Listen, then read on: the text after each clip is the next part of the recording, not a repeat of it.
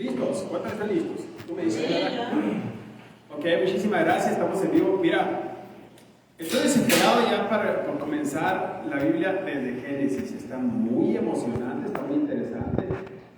Pero bueno, el Espíritu Santo puso en el corazón de mi mujer que viéramos todo lo que son reyes, el libro de los reyes, ¿no? Y aquí estamos haciéndole caso. No obstante, en Imuris ya comenzamos ahí desde Génesis y los hermanos están sorprendidos ahí en Imuris de las historias de Génesis, cómo están anunciando, fíjate, desde Génesis 1:1 está anunciando la segunda venida de Yeshua, no solamente la primera, la segunda, ¿no? Entonces, va a haber pasajes aquí donde inclusive a lo mejor algún rey malo está simbolizando a Yeshua. Y esto es emocionante. Así que vamos a orar. Padre eterno, te pedimos en el nombre de Yeshua, invocando tu nombre, Yahweh de los ejércitos, que nos des luz en esta mañana para aprender y poner por obra tu palabra. Es muy importante poner por obra tu palabra, Padre.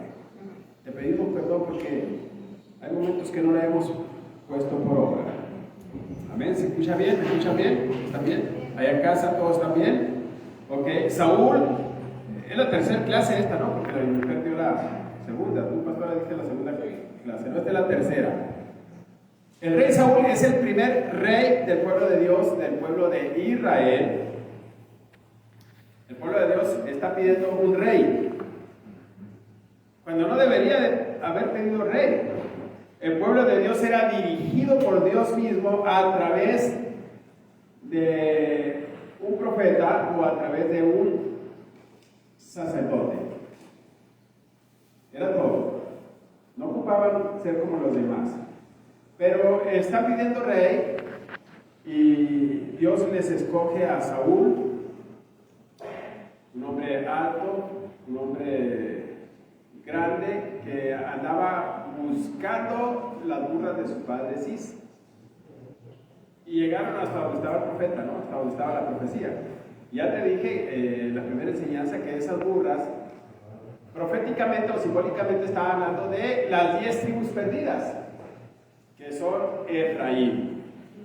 Entonces las encuentra y ahí estamos viendo a Jesucristo, a Yeshua nuestro Señor, que está buscando esas 10 tribus. Y como nosotros, los efraínitas, vamos a entrar cargando a Yeshua en nuestros hombros, porque Él entró en un burro, hizo su entrada triunfal. Así que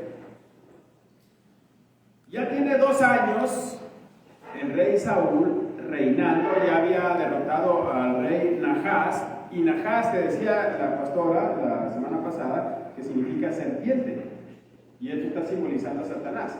Y esta serpiente, Nahás, que era el rey de los amonitas, los hijos de Lot, fíjate bien, tenía rodeada a una ciudad del pueblo de Dios, y el pueblo de Dios temeroso le dijeron: ¿sabes qué? No queremos pelear contigo.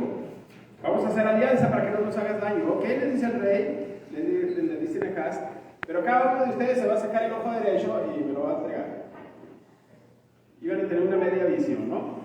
Entonces, qué importante, Saúl se arma de valor y dice: ningún ojo derecho, dice. Y va y los enfrenta y los vence. Fue su primera victoria ahí. Pero después, ahí en 1 de Samuel, capítulo 11, en el verso 14, Samuel les dijo: vengan a Gilgal para que renovemos ahí el reino, porque ellos no habían reconocido, y mucho pueblo no había reconocido a Saúl como rey, como el escogido. Así hoy en día hay un pueblo, nuestros hermanos, los judíos, allá en el pueblo de Israel, que ellos no han reconocido a Jesucristo, a Yeshua, como el Mesías. No obstante, ellos están esperando el Mesías, ellos sí creen que hay un Mesías, porque la Torah dice que hay un Mesías que está por venir. Él vino hace 2000 años y ellos no lo reconocieron. Entonces está hablando de la coronación de Yeshua aquí y que ellos lo van a reconocer. Ahora, quiero que vayamos, por favor, ahí al primer libro de Samuel, capítulo 13, el verso 1. leyendo ahí. Y vamos a pedirle al Espíritu Santo que haga interesante esto. No solamente bueno, sino interesante. Vamos al capítulo 13.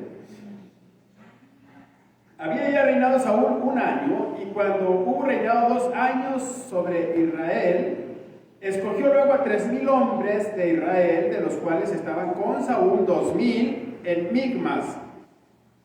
Y en el monte de Betel había 1,000 que estaban con Jonatán, el hijo de Saúl. Y envió el resto del pueblo, cada uno a sus tiendas. ¿Saben qué le dijo? Yo nada más necesito 3,000 soldados. 2,000 van a estar conmigo, porque soy el rey. Y 1,000 van a estar con el Jesucito mi hijo. Así. Ahora, el rey Saúl dice que estaba en Micmas. Y cuando te da la Biblia una palabrita así, es importante investigarla.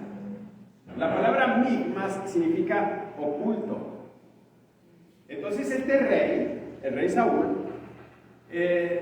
a partir de ahí veo yo que hay una decaída y empieza a ir a tener temor, y de alguna forma estaba en cuevas, oculto con 2,000 soldados. Entonces eso significa la palabra Micmas. Oculto, es un lugar, ¿no? Es un lugar, obviamente, es un desfiladero ahí, y ahí estaba él oculto.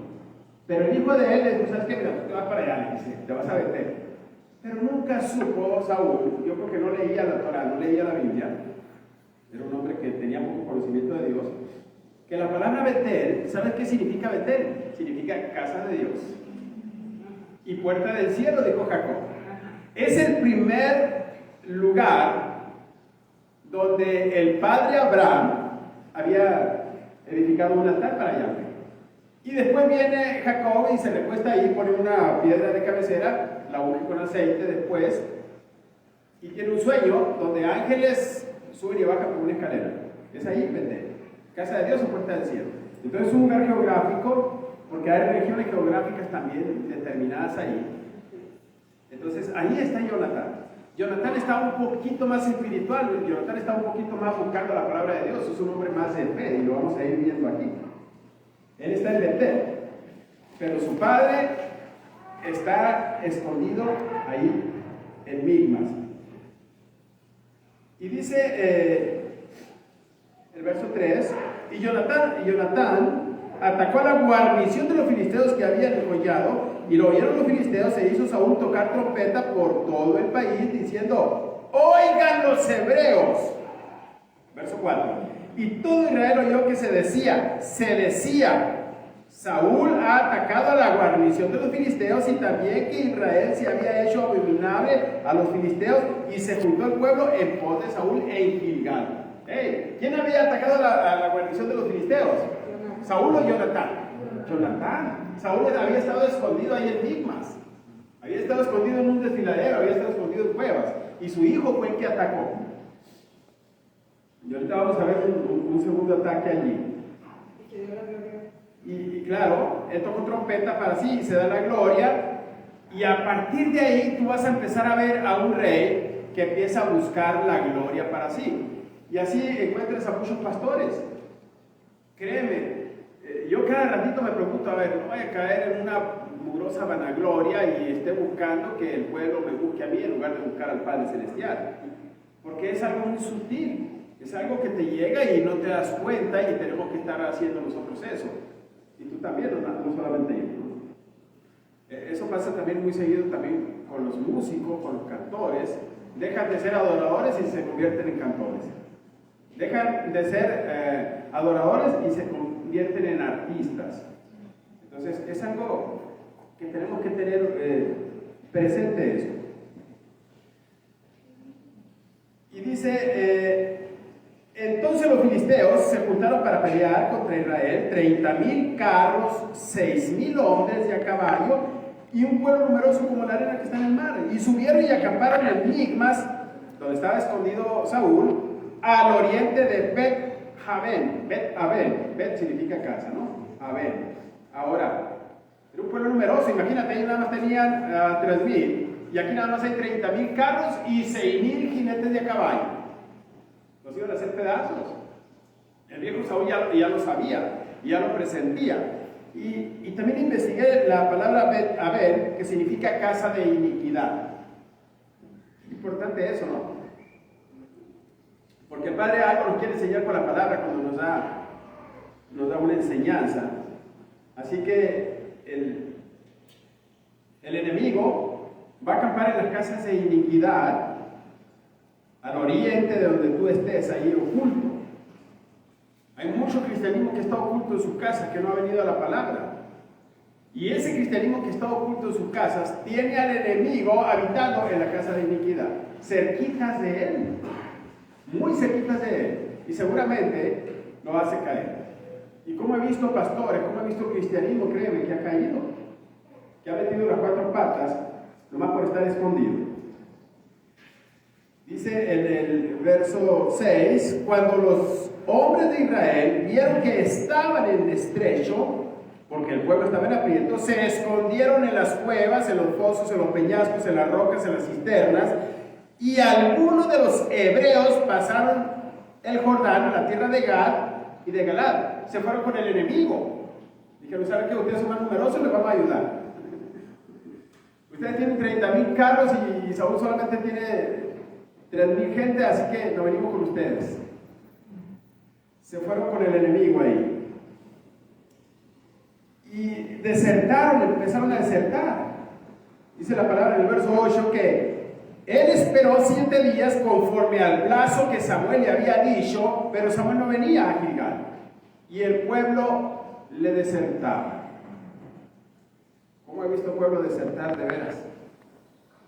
Hay mucho pueblo que está desertando, y no solamente de aquí, de esta iglesia de la Shekinah, de todas las iglesias. Ven al enemigo y empiezan a desertar, se empiezan a esconder, se empiezan a ir, y van y se esconden, tienen temor, están buscando a ver quién trae algo por ahí que les endulce el oído, y se van para allá. Pero ¿saben qué dice la palabra? La palabra de Dios dice, gozaos y alegraos, dice, siempre, dice Filipenses 4:4. Cuando hay una prueba, cuando hay un enemigo, cuando hay una enfermedad, cuando hay una muerte, cuando hay un matrimonio a punto de desbaratarse, y tú tienes miedo, estás agüitado, un negocio con finanzas que van bajas, dice la palabra de Dios, gozaos y alegraos. Es una prueba que viene de parte de Satanás, no viene de parte de Dios. Entonces, el diablo necesita a ti verte alegre. El diablo necesita a ti verte contento, no verte triste. Dice Santiago 1, 2 y 4, dice, tened por sumo gozo, dice, cuando te encuentres en esas pruebas. Amén. ¿Por qué? Porque cuando el diablo te ve a ti gozoso, nada puede hacer contigo, o nada puede hacer contra ti, porque sabe que el Espíritu Santo te está dando ese gozo. Y el gozo del Señor te va a fortalecer. Amén. Entonces por eso dice, gozaos y alegraos siempre. Mira la instrucción que nos da el Padre Celestial.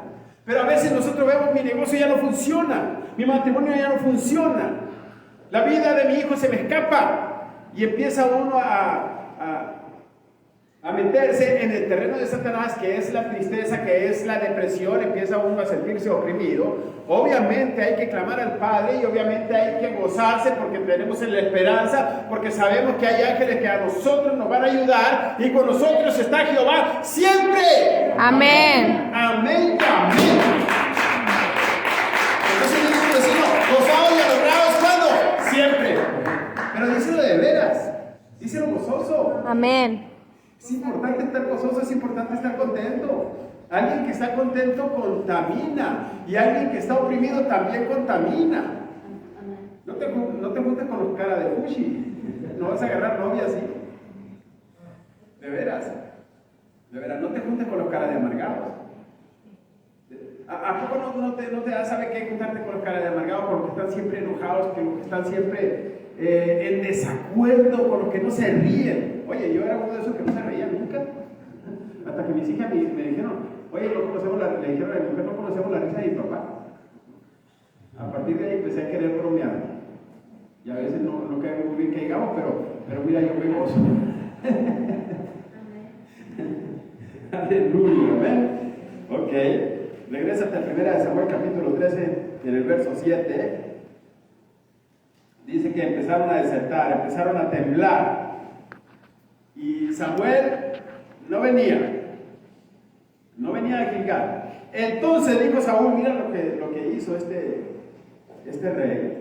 Hizo algo que no le pertenecía. Hizo algo una función que a él no le competía, no era de su competencia.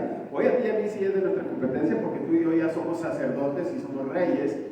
Él solamente era rey, él solamente tenía que cumplir con una función, la ley civil. Pero la ley de holocaustos religiosa le pertenecía al sumo sacerdote, a los levitas, solamente a ellos.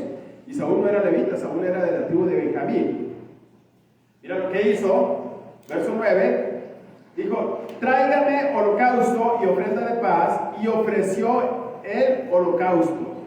No debería haber hecho eso, eso es lo que correspondía al sumo sacerdote, que era Samuel, y Samuel era profeta al mismo tiempo. Y cuando él acababa de ofrecer el holocausto, es decir, en el séptimo día, he aquí que Samuel venía y Saúl salió a recibirlo para saludarlo. Entonces Samuel le dijo, ¿qué has hecho? Y Saúl le respondió, porque vi que el pueblo se me desertaba y que tú no venías dentro del plazo señalado y que los filisteos estaban reunidos en Micmas.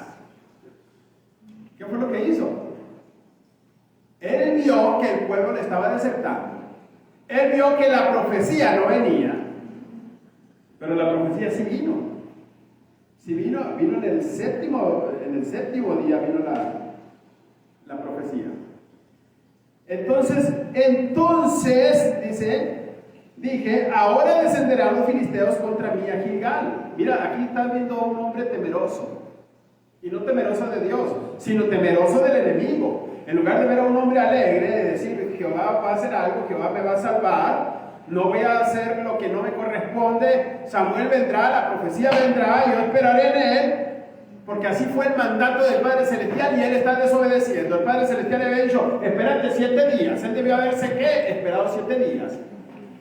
Creed a sus profetas y seréis, dice, prosperados. Amén. No lo hizo. Porque vi que el pueblo me desertaba y que tú no venías, y me dije, ahora descenderán los filisteos contra mí a Gilgal, y yo no he implorado el favor de Jehová. No había orado el tipo ya tenía 2 años y no oraba a Jehová su Dios. No lo he implorado, dijo, apenas hasta ahora, cuando vio de veras que el enemigo estaba contra él, empieza a buscar de Dios. Y así muchos de nosotros, cuando vemos que viene la enfermedad, cuando vemos que viene la opresión, que viene el negocio que está declinando, el matrimonio que se está partiendo, entonces empezamos a buscar a Jehová. ¿Sabes desde cuándo tenemos que buscar a Jehová? Desde siempre. Desde siempre. Y tenemos que estar fortalecidos en el Señor siempre, para cuando vengan las acechanzas del enemigo, mira, golpeen y reboten y se vayan. Porque vendrán. Habrá armas forjadas contra cada uno de nosotros, pero nosotros tenemos que estar preparados. Amén. Aleluya. ¿Sabes qué debió haber hecho el rey Saúl? En lugar de hacer los holocaustos, él debió haberle pedido dirección a Jehová de los ejércitos, y Jehová de los ejércitos se la habría dado. Pero debió haber hecho esto. Estaba escrito en Deuteronomio capítulo 17, verso 18. Mira lo que el rey debería de haber hecho. Lo vamos a leer a partir del 14. Deuteronomio 17. A partir del verso 14. Ahí tu Biblia dice instrucciones acerca de un rey. Es más, todavía no había reyes. Y Dios no quería que pusieran reyes, pero Dios ya sabía que el pueblo un día le iba a demandar un rey, porque Dios quería ser el rey como lo había hecho en la época de Moisés, en la época de Josué, en la época de los jueces. No había reyes, pero Dios estaba en medio de ellos dirigiéndolos a través de un profeta. Dios estaba en medio de ellos dirigiéndolos a través del sacerdocio. Cuando hayas, dice, entrado en la tierra que Jehová tu Dios te da, y tome posesión de ella y la habites, y digas, pondré un rey sobre mí, como todas las naciones que están en mis alrededores. ¿Qué fue lo que hizo el pueblo de Israel allá con Samuel? Le dijeron: Samuel, ¿sabes qué? Tú ya estás viejo, queremos un rey, queremos ser igual que todas las demás naciones. Ya sabía Dios que eso iba a ocurrir con el pueblo de Israel, que le iban a pedir más adelante un rey, porque querían ser igual que los demás. Cuando en realidad nosotros, tú y yo, tenemos que ser diferente que los demás. Algo se nos tiene que marcar de diferencia. Ciertamente pondrás por rey sobre ti. O sea, Dios se los está afirmando, ¿sí? Ustedes van a elegir un rey, me van a pedir que yo les dé un rey, así va a ser, dice. Al que Jehová tu Dios escogiere de entre tus hermanos, pondrá rey sobre ti. No podrás poner sobre ti a un hombre extranjero que no sea de tu hermano. Que no sea tu hermano. Pero él, dice, no aumentará para sí caballos. O sea, no se va a enriquecer pues para sí mismo, ni hará volver al pueblo a Egipto con el fin de aumentar caballos. Porque Jehová te ha dicho: no vuelvas nunca por este camino. Ni tomará para sí muchas mujeres para que su corazón no se desvíe. ¿Qué fue lo que hizo Salomón? Tomó vino. Ni plata ni oro amontonará para sí en abundancia. Y todos los reyes hicieron eso, amontonaron plata. Y hoy también, desgraciadamente, hay pastores que aumentan plata para sí en abundancia. Y cuando se siente, dice el verso 18, sobre el trono de su reino, entonces, mira lo que va a hacer: escribirá para sí un libro, dice, en un libro, una copia de esta ley, del original que está al cuidado de los sacerdotes levitas. ¡Wow! ¿Qué es lo que está diciendo? ¿Sabes qué? Cuando el rey se encuentre o se siente en su trono, va a escribir una copia de la ley para sí mismo y la va a empezar a leer. Pero mira, no de cualquier Biblia. ¿Qué es lo que dice? Lo original. ¿Y qué es lo que nosotros, la Shekinah, estamos estudiando? Las raíces hebreas que el Padre Celestial le dio desde Génesis. Amén. Estamos buscando el original y estamos estudiando el original. Pero el pueblo allá afuera nos está diciendo: hey, eso ya pasó, la ley ya pasó, ya se cumplió con Jesucristo, ahora todo es puro amor, y Dios te ama como tú estás, no tienes que cambiar. Y cuando Dios te está diciendo: hey, sí es cierto, yo te amo como tú estás, pero sí tienes que cambiar. Amén. Amén. Wow, qué interesante se me hizo esto. ¿Y cuántos saben que Dios nos hizo reyes y sacerdotes? ¿Tienes un libro para ti? Qué bueno. Ahora léelo. Es importante de leerlo todos los días, porque aquí lo dice.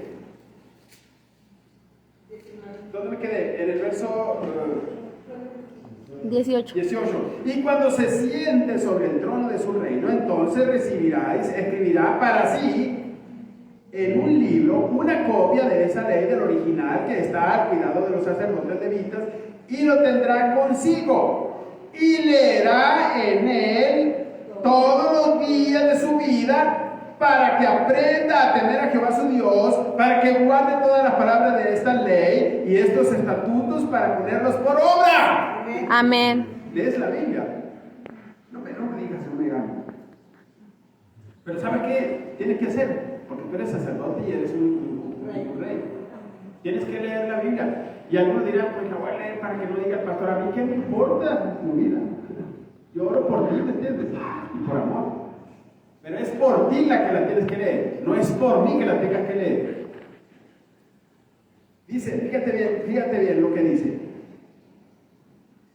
Dice: para ponerlos por obra, para que no se eleve su corazón sobre sus hermanos, ni se aparte del mandamiento a diestra ni a siniestra, a fin, aquí viene el fin por el cual tienes que leer la Biblia todos los días, de que prolongue sus días en su reino, él y sus hijos en medio de Israel. Wow, ¿lo escuchó? Yo quiero que mi hija, la Clara, viva muchos años, pero no va a vivir muchos años. Jehová, te pido que mi hija, la Clara, viva 125 años. No. Yo quiero que mi hija, la Jimena, viva muchos años. Yo quiero que mi hija Raquel viva muchos años. Yo quiero que mi hijo el Jesucito viva muchos años. Pero no va a vivir muchos años solamente con que yo le esté pidiendo a Jehová mi Dios.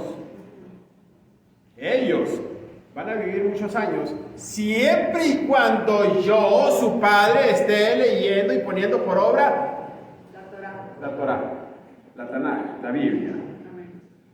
Y los hijos, ese hijo que lleva la Raquel ahí en su vientre, va a vivir lleno de salud, va a vivir lleno de días. Ese niño que lleva la Azul ahí en su vientre, y el Juanito, va a estar lleno de salud, va a estar lleno de días, siempre y cuando el Juanito y la Azule y la Raquel se activen y empiecen a leer la Biblia todos los días de perdida una letra. Y poner por obra esa letra. Amén. Amén. O hay.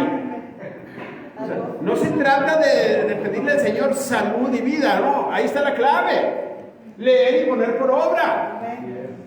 Esto debió haber hecho el rey aquí. No lo hizo.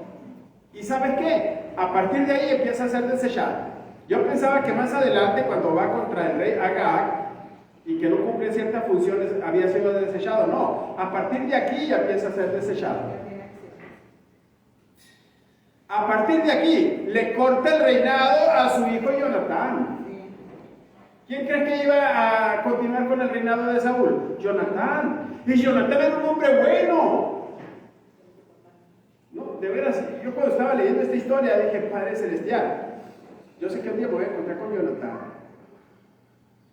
Yo sé que un día voy a platicar con Jonatán. Tengo 54 años, dije yo pienso que en otros 60 años, 60 años más, yo creo que voy a ver a Jonatán, dije yo, si no viene Cristo antes. Voy a platicar con él. De veras, ¿cómo me interesó conocer a Jonatán? Un hombre valiente, un hombre de fe, un hombre esforzado, un joven valiente y esforzado, pero con un padre temeroso, con un padre escondido en Migmas, con un padre que no consultaba a Jehová, con un padre que más adelante consultó a una bruja, con un padre que no se preocupó por leer la Biblia, por leer la Torá. Le truncaron la carrera al hijo. También se nos truncamos cuando no lo motivamos a que esté. Y de veras, yo felicito a esos hijos que vienen sin sus padres. Porque ustedes tienen un padre espiritual que se llama Yahweh de los ejércitos, no se nos toca de lo siento. Los felicito de veras. Aquí está. El Gabriel se fue con los United States y aquí están los chamanes que vienen tempranito, vinieron aquí. En la costa, aquí está. El Isaac, aquí está. Muchos de ustedes aquí están. Sus padres no están aquí. Pero ustedes aquí están y créanme, los felicito. Y lo tendrás contigo, dice. Así que Samuel no venía, tardaba en venir, y regresa de 1 Samuel 13. ¿Y cuándo fue cuando vino? Al 7º día. ¿Qué está hablando aquí? Está hablando de la venida de Yeshua. Yeshua es el más grande profeta que hay. Profeta de medio de ti les levantaré como a Moisés, dijo. Oye, estaba hablando de Yeshua. Y la palabra profética la cargaba Samuel. Cuando vino el 7º día, ¿qué significa el 7º día? El 7º milenio, y estamos por entrar. En el Shabbat está simbolizando el 7º milenio, es el 7º día. En el Shabbat. Hablando de la segunda venida. Ok. Quiero que vayas ahora a Mateo 24, porque te voy a enseñar algo ahí.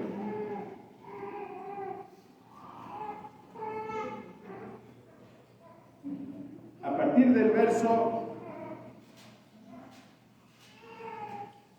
Mateo 24 es un tema polémico, es un tema muy interesante que está hablando de la segunda venida de Cristo. Nadie sabe el día ni la hora cuando este vendrá. Así nos ha dicho, y Yeshua con eso de nadie sabe el día ni la hora nos estaba diciendo exactamente la fecha donde iba a venir. Va a venir en una fiesta, y así se conocía esa fiesta. Nadie sabe el día ni la hora, que es la fiesta de trompetas. El año no lo sabemos, pero sí sabemos la temporada de su segunda venida. Dice en el verso 44, dice, por lo tanto también ustedes estén preparados. Saúl no estaba preparado. Porque el Hijo del Hombre vendrá a la hora que no piensan. Y muchos no piensan que va a venir en la fiesta de trompetas. Muchos dicen, la fiesta ya pasaron. Es más, todo cristiano está diciendo eso, que la fiesta ya pasaron, que la fiesta ya se cumplieron. Se cumplieron las primeras 4, pero las 3 últimas que se celebran en otoño, en el 7º mes de Tishri, esas no han tenido su cumplimiento profético. Dice, ¿quién es pues el siervo fiel y prudente al cual puso su Señor sobre su casa, para que les dé alimento a tiempo? Pastora, te están hablando aquí. Aquí le están hablando a los pastores, aquí le están hablando a los líderes de una congregación, a los líderes de una iglesia. Y le están diciendo, ¿quién es pues el siervo fiel y prudente al cual puso su Señor sobre su casa? ¿Y cuántos saben que esa es la casa de Yahweh? Amén. Dice, para que les dé el alimento, ¿qué dice? A tiempo. Y cuando dice a tiempo, ¿qué crees que está diciendo? ¿De qué está hablando? Está hablando de temporadas proféticas. Está hablando de las 7 fiestas establecidas en Levítico. Está hablando de los días de reposo. Eso es a tiempo. ¿Y qué es el alimento? La Torá, la palabra, la ley, la instrucción que el Padre aquí puso, el cual todo el mundo dice que eso ya pasó. Seguimos leyendo hasta el 49. Dice, bienaventurado aquel siervo al cual, cuando su Señor venga, le haya haciendo así. ¿Y sabe qué estamos haciendo nosotros y procurando hacer? Que el pecado sigue existiendo y que te tienes que alejar del pecado, porque Dios quiere que no estés pecando. ¿Amén? Ciertamente Dios te ama, pero no quiere que sigas en pecado, y estamos redarguyendo del pecado, estamos guardando Shabbat, estamos guardando sus fiestas en todo lo posible. De cierto les digo que sobre todos sus bienes le pondrá. Pero si aquel siervo malo dijere en su corazón, mi Señor tarda en venir, hay muchos pastores que ya están diciendo que Cristo vendrá, que están tardando en su corazón, y comenzare a golpear a sus consiervos. ¿Qué significa golpear? A veces cuando nosotros, los profetas, o nosotros los pastores, hablamos una palabra profética contra alguien y le decimos cuántas son 5, lo estamos instruyendo, pero para otros eso es golpear. Pero le digo que es golpear, endulzar el oído y decirles lo que ellos quieren oír. Dejarlos en su pecado, decirle, mira, ¿sabe qué? Dios te ama así como está, no tienes que cambiar. Eres gay, sigue siendo gay, Dios te ama, Dios te hizo gay. Pueden casarse 3, ya se casaron 3. Eso es golpearlos. Eso es golpearlos con una palabra equivocada de parte de Satanás. Dejarlos en su error de golpearlos. Comenzar a golpear a sus consiervos y aún a comer y a beber con los borrachos. No se trata de fiesta, no se trata de parranda aquí. ¿Qué es la comida? La palabra de Dios, ¿sí o no? Pero hay palabra adulterada que eso no es comida. Hay bebida adulterada que eso no es bebida. Y aquí está hablando de doctrinas.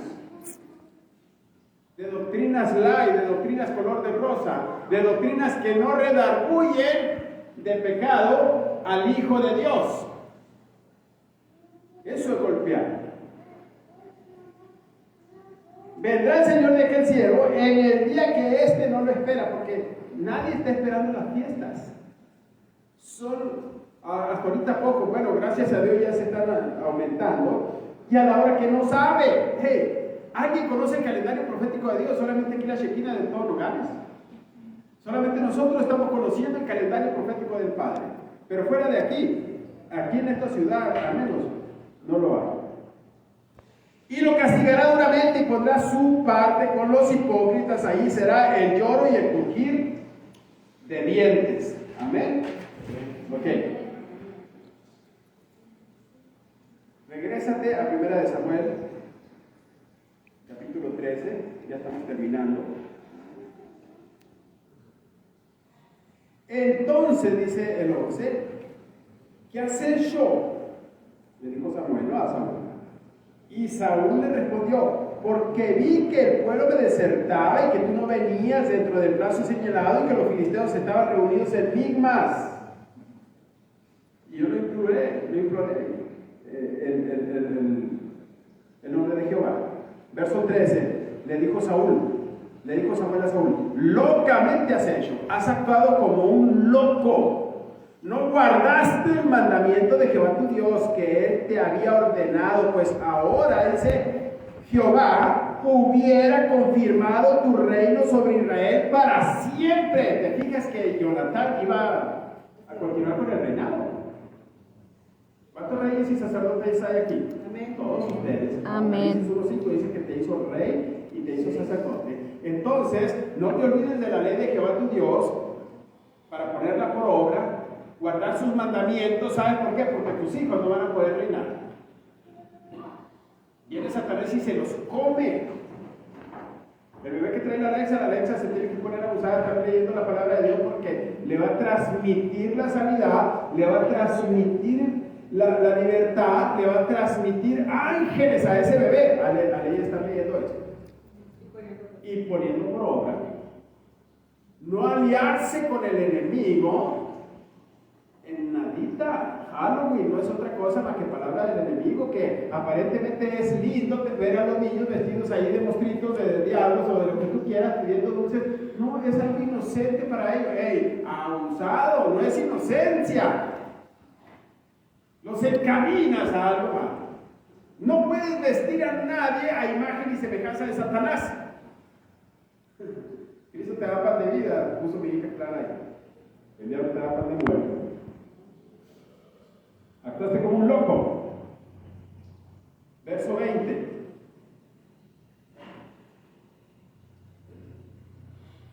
No es el 20. ¿Qué es? 14. Mas ahora tu reino no será duradero, dice. Jehová se ha buscado un varón conforme a su corazón, al cual Jehová ha designado para que sea príncipe sobre su pueblo, por cuanto tú no has guardado lo que Jehová te mandó. Y levantándose Samuel, subió de Gilgal a Gabá de Benjamín, y Saúl contó la gente que se hallaba con él, como 600 hombres. Tampoco le dijeron que contara a la gente. Imaginen también que me dijeran: cuenta la gente que hay ahí en Chequina. No acabaron de un día. No podemos andar por vista, y Saúl andaba por vista, era un hombre que andaba por vista. Pero no creas que se arrepintió Saúl. No vemos a un hombre arrepentido, no vemos a un hombre que le dice: ¿sabes qué, profeta? Sí es cierto, la regué, cometí un error, pídele a Dios que me perdone. No se volteó hacia la pared como lo hizo el rey Ezequías cuando le dijo Isaías: arregla tu casa porque morirás. Él se arrepintió y le dice: ¿sabes qué? Jehová te ha concedido muchos años más, vas a volver a vivir. No, no lo hizo. Dejó que se fuera el profeta, dejó que se fuera la profecía. Tenía la oportunidad de haber agarrado al profeta así de los pies y decirle: ¿sabes qué? No te voy a soltar hasta que le pidas a Jehová por mí que me perdone, porque estoy arrepentido, dice locamente, como tú has dicho. Amén. Y Jehová lo hubiera perdonado, y Jonatán hubiera sido rey, y el Mesías había venido de esa línea. Así de fácil. Dice 16: Saúl pues y Jonatán su hijo y el pueblo que con ellos se hallaba, ¿cuántos eran? 600 hombres. De 3000 le quedaron 600. Se quedaron en Gabá de Benjamín, pero los filisteos habían acampado en Migmas. Estaban rodeándolos por todas partes, los estaban cercando para matarlos y comérselos, eliminarlos. Y salieron merodeadores del campamento de los filisteos en 3 escuadrones. Un escuadrón marchaba por un lugar y los otros por otro lugar. Verso 19. Mira lo que hicieron los filisteos. Esto está interesante. El verso 19 me sacudió a mí. Y en toda la tierra de Israel no se hallaba herrero, subraya esa palabra, porque los filisteos habían dicho para que los hebreos no hagan espada o lanza. ¿Saben qué hicieron los filisteos? Fueron y atraparon a todos los herreros que había en el pueblo de Israel. Los secuestraron y se los llevaron. ¿Sabes qué? No vas a trabajar. Eres israelita, sí, soy herrero. ¿Y a qué te dedicas? Pues hago hachas, hago asadones, hago herramientas para labranza y también hago espadas y hago vainas y hago cuchillos y hago herramientas de guerra. Ellos las hacían. Les quitaron la fábrica de las armas de guerra al pueblo de Israel. Y el pueblo de Israel ahora no tenía armas de guerra, no tenía espada. ¿Con qué iban a pelear? ¿No había pistolas en aquel entonces? Tenían que pelear a pedradas con un palo. Imagínate, los agarran y los secuestran y se los llevan. No había en todo lugar de Israel un solo herrero. Entonces el pueblo de Dios, los 600 soldados, ¿qué crees? Ya no tenían armas con qué pelear. Solamente las tenía Jonatán y solamente las tenía su padre Saúl. Tenían una espada, cada uno. Pero los demás no tenían espada. Mira la importancia, quiero que vayas a Efesios capítulo 6, verso 12. Te voy a decir quién es la espada, te voy a decir cuál es la espada que tiene el cristianismo hoy en día y que los filisteos se la han robado. Efesios capítulo 6, verso 17, por favor. Dice, y tomad el yelmo de Yeshua, porque recuerda que la palabra salvación es Yeshua. ¿Está bien? ¿Me trae agua? El yelmo de Yeshua, que es un casco, y la espada del Espíritu Santo. ¿Cuál es la espada del Espíritu Santo? Alguien dígamelo. La palabra de Dios. La palabra de Dios. ¿Y cuál es la palabra de Dios? La Torá, la ley, la instrucción, la Tanaj. De Génesis a Malaquías. Pastor, y el Nuevo Testamento es una explicación de lo que es el Primer Testamento. Amén. Amén. Y tomad el yelmo de la salvación, tomad el yelmo de Yeshua. Y la espada de ¿quién dice? Del Espíritu. ¿Y cuál es la espada del Espíritu? La palabra. La que todo el mundo cristiano te dice, eso ya pasó. Eso ya quedó fuera del lugar. Ahora estamos actuando nosotros a través de la gracia. Ya no estamos a través de la ley, porque nunca han entendido las obras de la ley, que no se refiere a la ley de Yahweh. Y cuando dice que estamos bajo la gracia, oye, siempre el pueblo de Dios, siempre la humanidad, desde Génesis, desde Adán, ha estado bajo la gracia. Ha estado bajo la gracia. ¿Y quién es la gracia? El Espíritu Santo, el Ruach HaKodesh de Dios. Él es la gracia. ¿Y cuál es la espada de esa gracia? Su palabra, la palabra que está escrita, la que es útil para redarguir, para instruir, para impartir en justicia. La que sigue siendo válida. Esa es la palabra de Dios. La que Amén. todo el mundo está desechando y que no conoce ni siquiera quién es la gracia. La gracia ha existido desde Génesis. La gracia y su palabra van de la mano, no se pueden separar nunca. Amén. Amén. Amén. Amén. Amén. Hebreos 4:12, te voy a dar otro versículo ahí. Dice, y está en el Nuevo Testamento. Hebreos 4:12.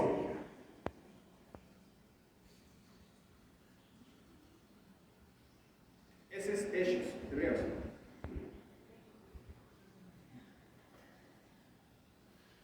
Dice, porque la palabra de Dios, otra vez, ¿cuál es la palabra de Dios? La Torá. La Torá, la ley, la instrucción. Es viva y es eficaz. Se da cuenta que no está abolida y todo el mundo dice que está abolida. Y es más cortante que toda espada de dos filos. ¿Y quién es la espada de dos filos? La palabra de Dios te lo dice Efesios 6:17. Así que, hoy día, el cristianismo está sin herreros. Muy pocos estamos enseñando lo que es la verdadera palabra de Dios. Amén. El mundo nos han dejado sin Torah, nos han dejado sin instrucciones, nos han dejado sin la ley, nos han dejado sin las armas, nos han dejado sin las fiestas, nos han dejado sin los días de reposo, nos han quitado el reloj profético del Padre Celestial que le dio en Éxodo capítulo 12 y nos han sometido a un reloj satánico regido por reyes, por ángeles caídos en los lugares celestiales, dice Efesios 6:12, donde nos rigen a través de un calendario satánico que se llama horóscopo. Pero el pueblo no quiere conocer, dice, eso está abolido. Incluso se han convertido en enemigos. Se han convertido en enemigos de No nosotros. No nos dejan afilar las espadas. Oye, Dios creó los cielos y la tierra, dice, los cielos y la tierra, dice, los cielos, dice, cuentan, dice, la obra de sus manos. Dios puso en los lugares celestiales las estrellas, la luna, el sol, para contar la obra de Cristo. Así. No es casualidad, fíjate bien, nada más que Satanás los tomó y los puso en el horóscopo y los tomó para ahí, los capturó. Pero no es casualidad que Jesucristo, que Yeshua, haya muerto en la fiesta de Pesach, precisamente cuando en los lugares celestiales esté la constelación del carnero de Aries.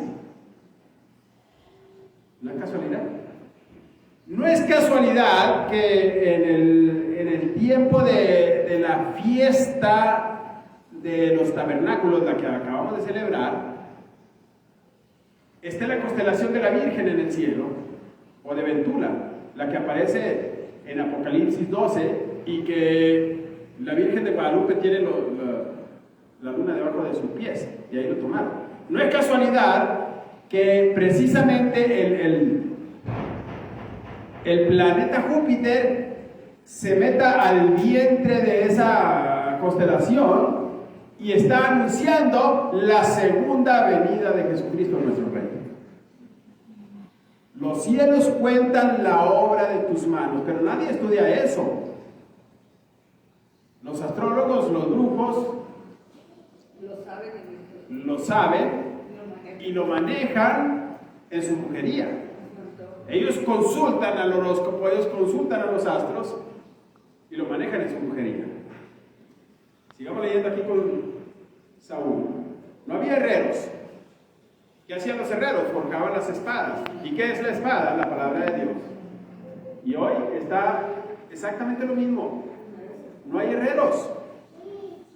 Tenían que ir a afilar allá con el enemigo sus asadones y sus instrumentos de labranza, y les cobraban carísimo. ¿Quieres predicar? No. Ven, acércate sin temor. No puedo decir. Les daba. A ver, se escucha pues. Es que ellos iban, ¿para qué era el arado y el asadón y el hacha y la hoz? Para el alimento, con eso producían sus alimentos. Entonces los filisteos, como eran enemigos, les daban el filo que ellos querían, para que ellos obtuvieran el alimento que ellos querían.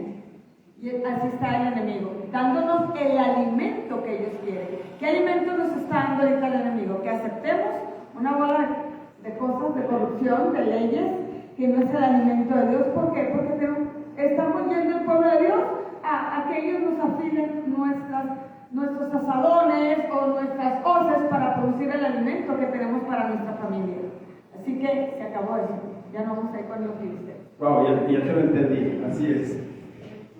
Las leyes de hoy en día, matrimonios gay, matrimonios de tríos, matrimonios con infantes allá en Europa, me decía la pastora Patricia Sánchez, ya existe eso. Aceptando el cristianismo esas leyes paganas, ese alimento pagano, y también, de paso, una palabra adulterada, una palabra que hoy en día el cristianismo desgraciadamente solamente está predicando de prosperidad y de sanidad, y obviamente yo creo en la prosperidad de Dios, yo creo que el Padre Celestial te prospera, yo creo que el Padre Celestial hace milagros y sanidades en cada uno de nosotros y en lo que le pidamos, siempre y cuando estemos alineados en su palabra. Pero el cristianismo de hoy solamente quiere oír que vas a recibir un carro nuevo, que vas a recibir una casa y que te van a aumentar de puesto y que nada te va a pasar y que así como estuvo Daniel en el foso de los leones y ningún león lo atacó, a ti tampoco. Oye, tienes que ser como Daniel orando 3 veces al día para lograr esas cosas. Porque si no, si te van a comer los leones, te lo garantizo. He visto a muchos pastores caer, he visto a muchos pastores morir, he visto a mucho cristianismo estar fregado. Quiero que veas en el verso 14, ahora sí ya vamos a terminar. Capítulo 14. La valentía de Jonatán, el hijo de Saúl. Estamos contando la historia del rey Saúl. Aconteció un día que Jonatán, hijo de Saúl, dijo a su criado que le traía las armas, a su paje de armas: ven, le dice, ¿sabe qué? Pasemos a la guarnición de los filisteos que está de aquel lado. Pero no se lo dijo a su papá. Ellos eran los príncipes, Saúl también, y traían a alguien que les cargaba las armas, las espadas, escudos, porque no solamente traían una sola espada. Entonces le dijo, ¿saben qué? Le dijo, pasemos al otro lado. Valiente, Jonatán, valiente. Y no lo hizo saber a su padre. Y Saúl se hallaba al extremo de Gabá, debajo de un granado que hay en Migrón, y la gente que estaba con él era como 600 hombres. Jonatán nomás se quedó con uno, y el papá con 600. Estaban debajo de un granado. Yo pensaba que era un árbol de granadas, de esas que dan 603 bolitas adentro. No. Me puse a investigar. La palabra en hebreo es remón, y significa cuevas. ¿Qué estaba haciendo Saúl? Oculto debajo de unas cuevas, debajo de un peñasco rocoso, ahí junto con 600 hombres. Ahí se encontraba. Seguía escondiéndose del enemigo, mientras que el hijo va y lo enfrenta. Se pone las pilas el hijo. Yo felicito mucho aquí, pero a la mayoría de ustedes, que dejaron a sus padres por venir a recibir la palabra. Muchos aquí, la mayoría, sus padres no son cristianos, es más, tienen ustedes problemas con sus padres porque ustedes están viniendo aquí. Y luego, a muchos de ustedes le han dicho, ¿y a poco le hacen 10% de lo que tú ganas al vaquero ese? No, hombre, ¿qué vas a? ¿Por qué le tienes que dar dinero a ese baquetón? Muchos de ustedes han recibido eso de sus padres. Pero no te preguntan qué es lo que haces con el 90% que te queda. Nomás el 10% que se lo das a Dios, eso te lo cuestionan. Pero si tú pusieras, es más, si tú pusieras un colgal es colgal. Si tú pusieras una casa de pecado, invirtieras el 90% en poner una casa de pecado, es más, si invirtieras el 90% en cerveza, así, en ir a tomártelo todo, te iban a felicitar, te iban a decir, mira, te felicito, no, es que una canita al aire no hace daño y qué bueno, te lo mereces porque trabajas mucho y lo bailado nadie te lo quita. Y si lo hicieras durante un mes, ¿sabe qué? Nada te vas a llevar cuando te mueras, tómatelo todo. Te iban a felicitar por el 90% que te lo gastaras en cosas de pecado. Pero gastas el 10% en las cosas de Dios y te pegan una paliza. Qué curioso, ¿no? Ok, seguimos aquí. No sé para quién era eso, pero ahí quedó.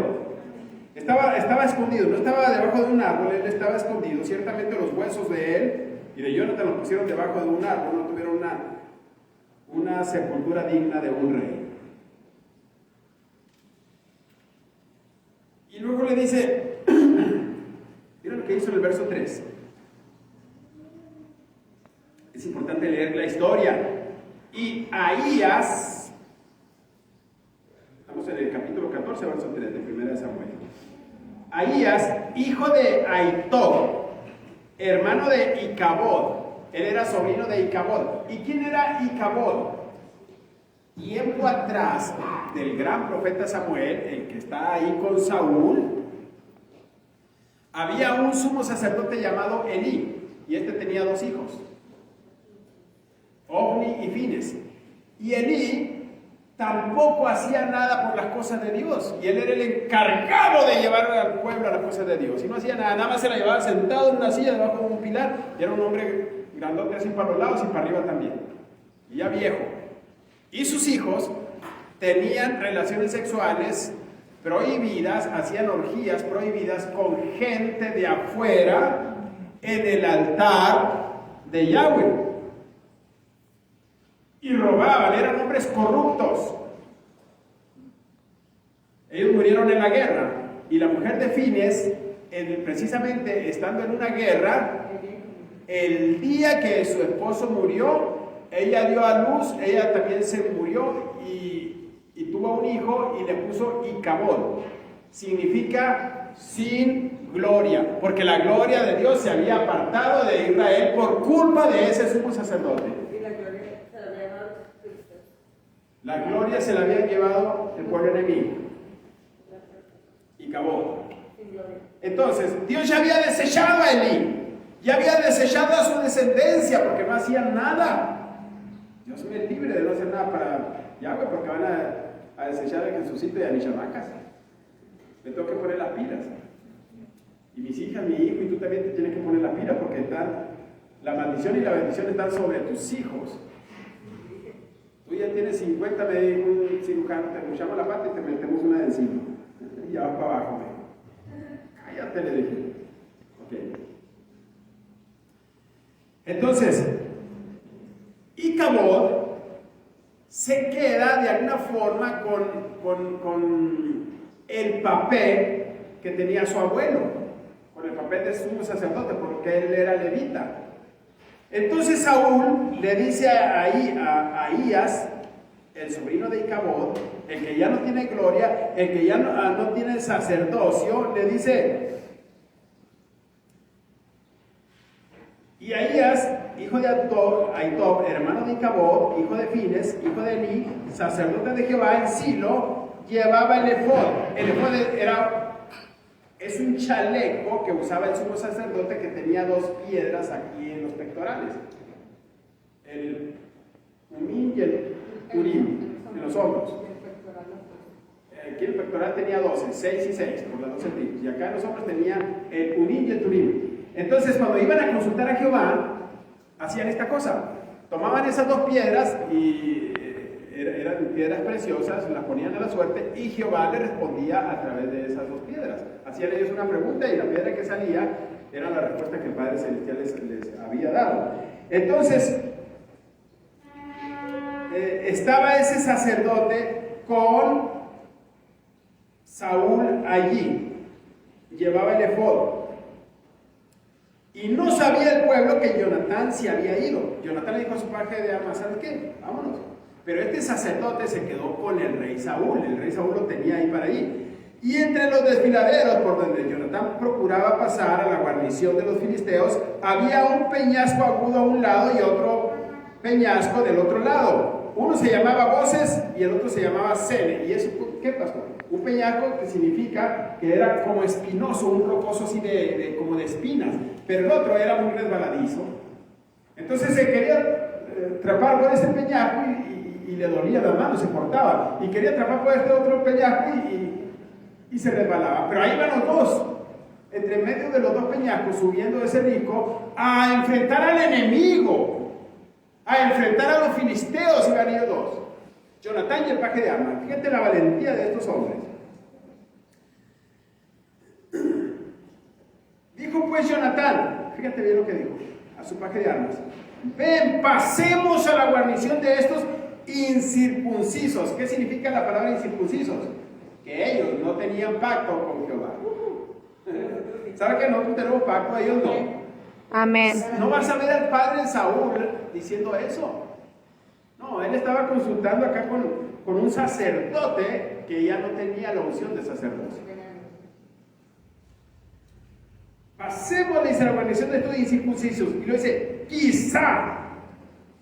Y Y la palabra quizá, ahí hay otra versión que me gusta más, que dice, y esperemos que Jehová haga algo con nosotros.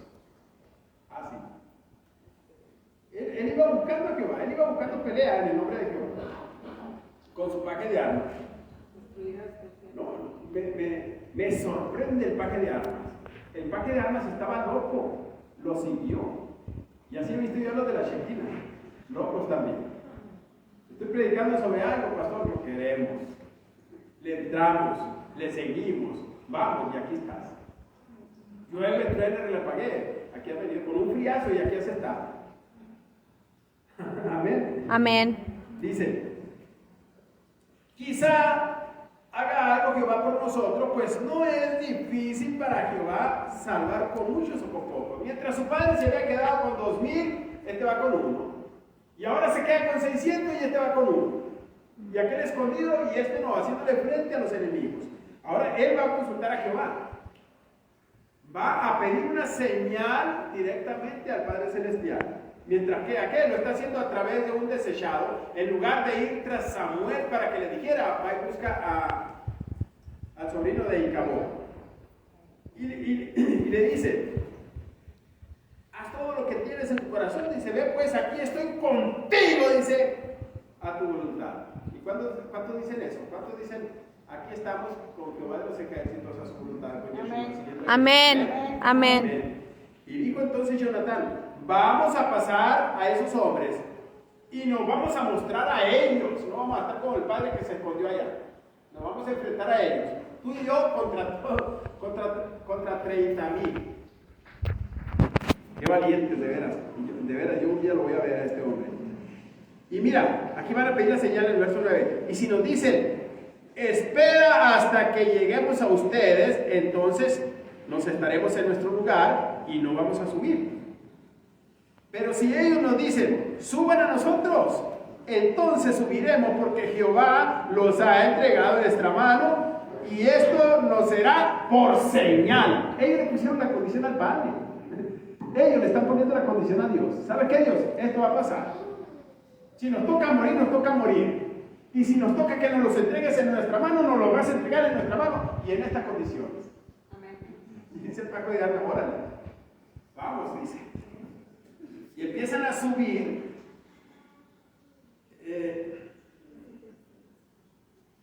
Se mostraron pues, dice, a ambos a la guarnición de los filisteos, y los filisteos dijeron, y aquí dicen los hebreos, dicen que salen de las cuevas, porque todo el mundo estaba escondido. Donde se habían escondido. Y los hombres de la guarnición respondieron a Jonatán y a su paje de armas, y dijeron, ¡suban a nosotros! Y nos haremos saber una cosa. Entonces Jonatán dijo a su paje de armas, sube tras de mí, dice, porque Jehová nos ha entregado en mi mano. Amén. ¡Wow!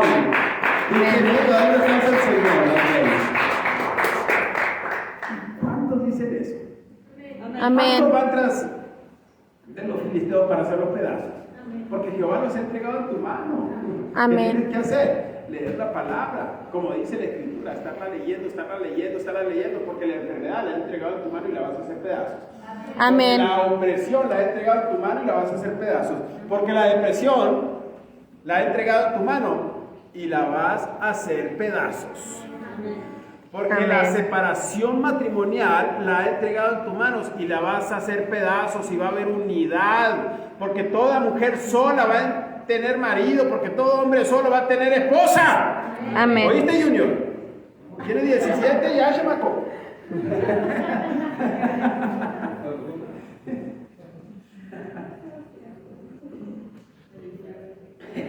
El Junior se asustó. No, ya te está quedando, ya de 17, Junior, ya tiene que buscarle.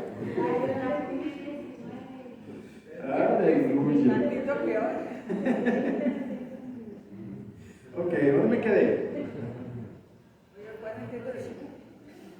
Y los hombres de la guarnición respondieron, suban. Sube conmigo, el Señor, Jehová los ha entregado. Y subió Jonatán trepando con sus manos y su pie, porque era un risco, eran peñascos. Y tras él su paje de armas, y a los que caían delante de Jonatán, su paje de armas que iba tras él, los mataba. Y fue la primera matanza que hicieron Jonatán y su paje de armas, como 20 hombres en ese espacio. Y hubo pánico en el campamento, dice, en el campamento, por el campo y entre toda la gente de la guarnición y los que habían ido a merodear, también ellos tuvieron pánico y la tierra tembló. Hubo pues una gran consternación. Esos dos hombres provocaron que Dios hiciera un temblor ahí, lo llenara de pánico y se empezaron a matar unos a otros. No sabían lo que pasaba. Amén. Una gran matanza ahí. Amén. Oye, qué terrible. Ellos iban dispuestos a todo. Está fácil el camino. Era lo más difícil que se podía encontrar ahí. Ahora, este viejo, ahí ves la fe de este hombre. Dos hombres hicieron que Jehová hiciera algo por el pueblo de Israel. Y Dios salvó a todo su pueblo. Por dos hombres, no por mano de Saúl. Amén. Ahora, en el verso 24, pero los hombres de Israel fueron puestos en apuro aquel día, porque Saúl, mira que va a meterle la pata a este vato, otra vez este rey, había juramentado al pueblo diciendo, todavía le juega al religiosón. Muchos pastores he visto así religiosones. Cualquiera que coma pan antes de caer la noche, antes que haya tomado venganza de mis enemigos, sea maldito. Y el pueblo no había probado pan. Alguien dígame qué es el pan. La palabra. La palabra. Miles de pastores el cristianismo le prohíben. No solamente esto ha existido desde el catolicismo, cuando el catolicismo prohibía que leyeras la Biblia. Los quemaban a todo aquel que leía la Biblia. Los acusaban de brujería y los quemaban. Pero hoy, pastores cristianos le siguen prohibiendo al pueblo que estudie la Torá, que estudie la ley. Y el pueblo no conoce la ley, no conoce la fiesta, no conoce el día de reposo, no conoce el reloj profético del Padre Celestial, no conoce la primera venida de Cristo, no conoce la segunda venida de Cristo, no está preparado, no ha comido pan. Está débil el pueblo. Con Saúl estaban débiles. Eso está significando hoy en día. Y sabe una cosa, viene la noche. ¿Qué es la noche? La tribulación, las tinieblas. Y el pueblo de Dios no está preparado para enfrentarse a lo que viene. Problemas vienen. Problemas vienen, créeme. Pero como el pueblo de Dios no está preparado, no quiere comer. No quiere comer pan, que es la palabra de Dios. Viene Satanás y los va a destruir. Los divide. Y empieza a dividirse. Y una casa dividida, ¿qué pasa? No prospera. No prospera. Otra vez. Una casa dividida, ¿qué pasa? No prospera. Así dice la palabra. El pueblo de Dios tiene que estar comiendo pan día y noche. No solamente de pan vivirá el hombre, dijo Jesucristo, sino de toda palabra que sale de la boca de Dios. Y si alguien quiere vivir, va a tener que leer la Biblia. No Amén. llenarse de frijoles. Eso es importante. Si una familia quiere vivir, si un matrimonio quiere vivir, hay que leer la palabra de Dios, porque viene Satanás cortando, metiendo tijeras. Esto es importante. El 50% del cristianismo está divorciado. ¿Qué significa eso? Que no leen, que no estudian, que no se alimentan de la palabra de Dios. Aquí ves a un religioso poniéndole ayuno al pueblo de Dios. Y ves a muchos religiosos allá afuera diciéndoles, ¿sabes qué? No, eso ya pasó. No tienes que estudiar, no tienes que leer. Cómprase una Biblia. Pastor, es que yo la llevo aquí en mi celular, sí, pero de repente te llega un WhatsApp ahí. Te saca. Y todo el pueblo no había comido nada. Verso 25, llegaron a un bosque donde había un panal de miel, la miel corría por todas partes. Pero Jonatán no había oído que su padre les había juramentado al pueblo y alargó la punta de una vara que traía en su mano y la mojó en un panal de miel, porque es tierra que fluye leche y miel, y empezó a comer y fueron aclarados sus ojos. Nadie había comido nada. Y fueron, ¿qué dice? Aclarados sus ojos.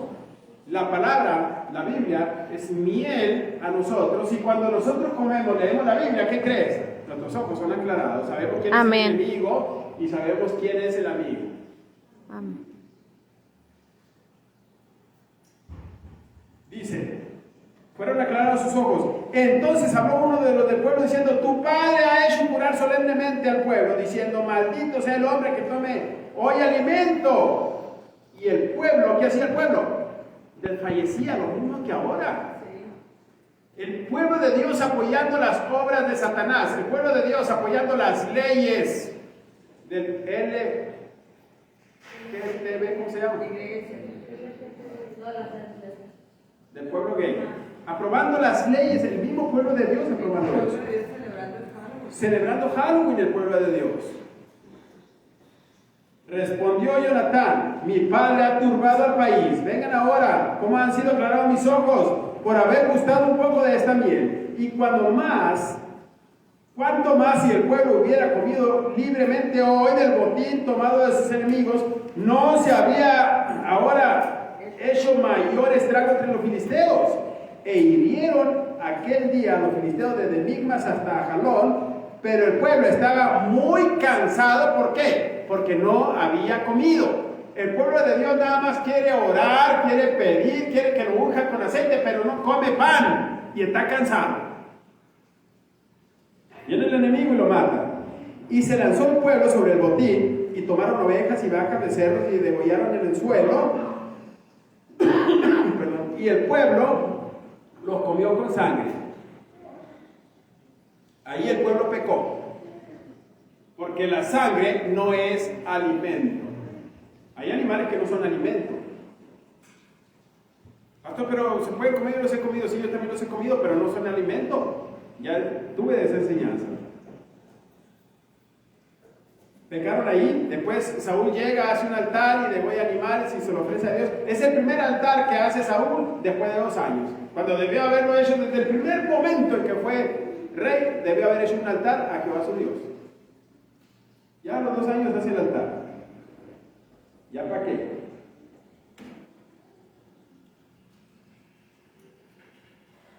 Y dice el verso 35, edificó Saúl un altar a Jehová. Fue el primero que edificó a Jehová. Y dijo Saúl, descendamos de noche contra los filisteos y los saquearemos hasta la mañana y no dejaremos de ellos ninguno. Y ellos le dijeron, haz lo que bien te pareciere. Dijo luego el sacerdote, el que había sido desechado, el sacerdote Ahías, acerquémonos aquí a Dios. Y Saúl consultó a Dios, descenderé tras los filisteos, los entregarás en mano de Israel.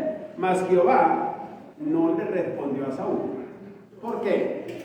Porque Saúl estaba con un falso sacerdote, con un hijo de Icabod, en lugar de haber ido con Samuel, el que lo había ungido. Porque Samuel era el encargado del sacerdocio. Samuel era el encargado de la profecía. Samuel le podía haber dicho, no, él desecha también a Samuel, se enoja contra Samuel.